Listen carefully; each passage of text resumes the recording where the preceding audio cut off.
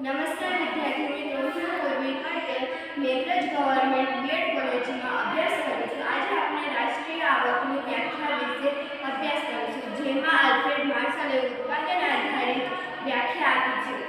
જે Alfred marshal કહે છે કે વર્ષ દરમિયાન દેશના શ્રમ અને મૂડીનો કુદરતી સંપત્તિ સાથે સહયોગ થવાથી જે ભૌતિક અને અભૌતિક વસ્તુઓનું ચોખ્ખું ઉત્પાદન થાય છે તે દેશની રાષ્ટ્રીય આવક છે.